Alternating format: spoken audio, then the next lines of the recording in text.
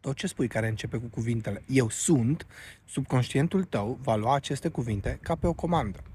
Făcând asta, îți programezi constant subconștientul. Majoritatea descriu prezentul și, spre exemplu, spun: sunt bolnav, nu mă simt bine, eu nu sunt norocos, sunt ghinionist. Și exemplele pot continua și tot așa. Adevărul este că îți scrii în avans viitorul, prin faptul că descrii prezentul așa cum este. Din păcate, mulți nu știu asta. Acesta este și motivul pentru care oamenii își trăiesc viața efectiv. Se comportă ca și cum ei sunt în viitor și viitorul este perfect.